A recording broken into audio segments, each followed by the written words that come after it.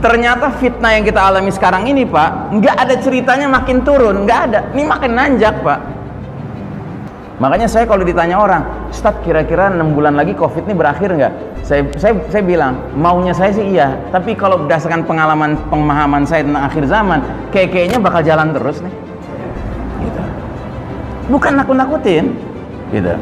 Cuma kan kita udah dengar sendiri, Pak. Di satu wilayah udah membaik, tiba-tiba bilang, oh ada second wave, ada gelombang kedua. Ya. Termasuk si Tedros, tahu Tedros? Dia bilang apa? Masyarakat dunia siap-siap akan ada jenis virus baru, ya kan? Innalillahi wa inna ilaihi raji'un. Terus aja begitu, Pak. Hidup dalam ketakutan yang gak ada habis-habisnya. Nah, jadi jangan kita kira ya mereka ini orang baik-baik, Pak. Ini bukan orang baik-baik yang mimpin dunia hari ini, Pak. Dan mereka ini suatu kaum yang punya ambisi. Nanti saya jelaskan, belum sampai kita ke situ. Tapi yang pasti, begitu sistem iman yang merupakan rumah besar, tempat berlindung, tempat tinggal umat Islam runtuh, maka kaum kafir Yahudi Nasrani ini leluasa, semena-mena melancarkan ghazwul fikri. Apa itu ghazwul fikri? Ghazwu artinya perang, fikri artinya pemikiran. Ya. Perang opini, perang pemikiran untuk membuat umat Islam mengikuti way of life, jalan hidup mereka, sambil memastikan umat Islam benar-benar meninggalkan Islam sebagai petunjuk hidup. Mereka pastikan umat Islam tidak lagi berpikir perlu menegakkan sistem iman tauhid. Makanya di negeri ini yang teriak-teriak sistem iman tauhid kagak ada, ya kan? Itu bukan orang kafir lagi, Pak. Tapi orang muslim juga.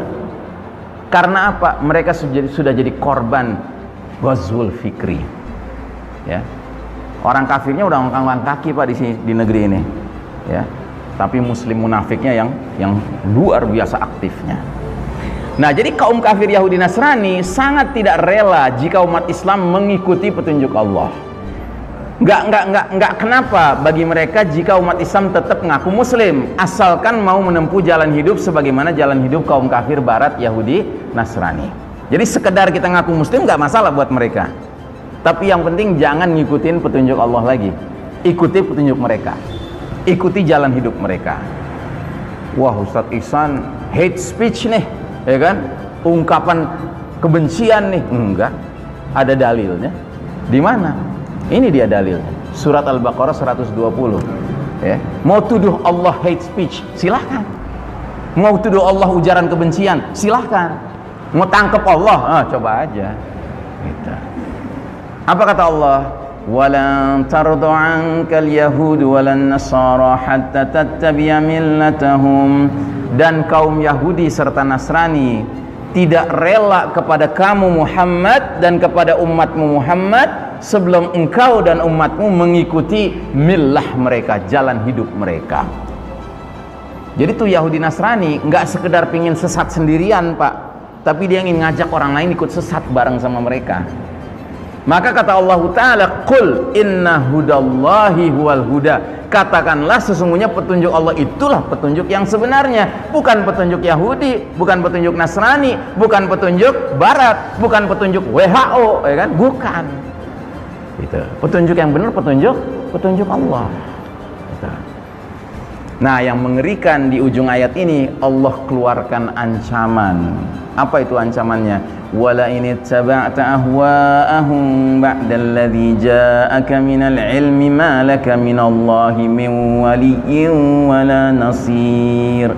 Dan jika engkau Muhammad dan umatmu Muhammad masih saja mengikuti keinginan Yahudi Nasrani sesudah ilmu kebenaran sampai padamu, tidak akan ada bagi kalian perlindungan dan pertolongan dari Allah Ta'ala.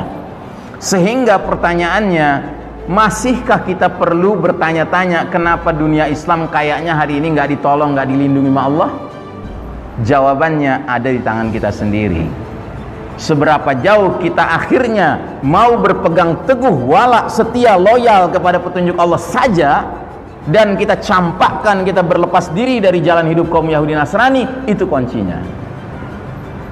Tapi kalau kita masih percaya aja dengan politiknya pakai politik mereka, hukumnya pakai hukum mereka, ekonominya pakai ekonomi ribawi, ya kan? Ya jangan heran kalau Allah nggak kunjung lindungi, nggak kunjung tolong, bahkan sampai sholat cara mereka gitu. Sholat Pak, yang kata Nabi, sallu kama ra'aitumuni usolli, sholatlah kalian seperti kalian lihat aku sholat. Emang pernah kita lihat Nabi sholat kayak yang sekarang ini, yang nyentrik ini gitu, yang di masjid-masjid tertentu sampai dikasih tanda tempat setan di mana. Ini loh tempat setan, jangan ditutupin masjadah karena setan akan ada di sini. Saya kalau datang ke masjid kayak gitu, itu yang saya tutup pakai sejadah saya. Supaya apa? Supaya saya menyatakan, setan, pinggir sana, enyah dari sini. Ngapain sholat sama setan? Gitu. Kita sholat sama saudara muslim aja masih sering kali kepala kita merawang sana kemari, apalagi kiri kanan kita setan Pak. Apalagi ruang buat setan sampai 1,5 meter. La haula wala quwata illa billah. Berapa jogrogan setan tuh nongkrong di situ gitu. Kan itu sabda Nabi kan, wala tadharu ya furujatin lisyaitan, jangan kalian biarkan celah-celah itu untuk menjadi tempatnya setan. Itu kata Nabi begitu. Nggak mungkin Nabi bohong. Kita nggak bisa ngelihat setan Pak, tapi Nabi bisa ngelihat setan. Nabi nggak mungkin bohong ya. Makanya kalau kita mau sholat dengan sesama orang beriman, ya carilah tempat sholat yang nggak pakai tanda-tanda gitu loh, yang memang semuanya untuk orang beriman. Nah, jadi saudaraku rahimakumullah, sampai Allah mengatakan ma asabaka min hasanatin faminallah wa ma asabaka min sayyi'atin famin nafsika. Apa saja nikmat yang kalian peroleh hakikatnya datang dari Allah. Tapi apa saja bencana yang menimpa kalian hakikatnya dari kesalahan diri kalian sendiri. Ya, siapa juga yang nyuruh untuk ngikutin Yahudi Nasrani? Siapa juga yang nyuruh ninggalin Allah dan Rasulnya? Ya. Baik, itu yang kedua. Sekarang yang ketiga. Ini era penuh fitnah seperti sepotong malam yang gelap gulita. Ini bahasanya Nabi ini dalam hadis beliau. Beliau bersabda, badiru bil a'mali fitanan ka qita'il lailil muslim. Segeralah kalian beramal sebelum datangnya fitanan. Fitanan itu beda dengan fitnah Pak. Kalau fitnah itu satu ujian, kalau fitanan itu seabrek-abrek ujian, banyak ujian. Jadi kata Nabi akan datang satu era di mana ujian tuh banyak sekali sampai dunia kayak seperti malam yang gelap gulita. Maksudnya bukan gelap beneran Pak, tapi kita dikepung sama nilai-nilai yang gelap. Nilai apa? Nilai kekufuran, nilai kemunafikan, nilai kesyirikan, nilai kemaksiatan, nilai kemungkaran, nilai kezaliman, nilai kedustaan. Itu di kiri kanan depan belakang kita banyak bener sekarang. Atau Anda nggak setuju? Anda bilang, enggak Ustadz, di mana-mana keadilan sedang tegak. Enggak Ustadz, di mana-mana kemakrufan sedang berlaku. Enggak Ustadz, di mana-mana keimanan yang ada, ketaatan yang kalau saya ada orang ngomong gitu, mendingan saya suruh wudhu sanalah. Lu baru bangun kali masih belekan loh. Gitu. Udah jelas kita ini dikepung Pak sekarang dengan nilai-nilai keburukan.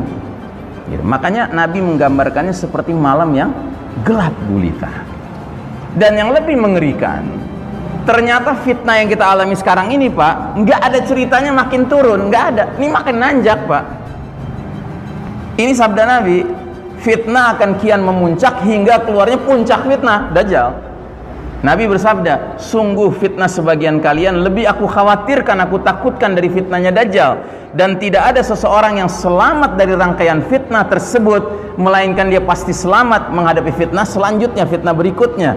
Dan tidak ada fitnah yang dibuat sejak dunia ini hadir, baik fitnah yang kecil maupun besar, kecuali untuk menjemput kedatangan fitnah Dajjal. Makanya saya kalau ditanya orang, Ustadz kira-kira 6 bulan lagi COVID ini berakhir nggak? Saya bilang, maunya saya sih iya, tapi kalau berdasarkan pemahaman saya tentang akhir zaman, kayaknya bakal jalan terus nih. Gitu. Bukan nakut-nakutin, gitu.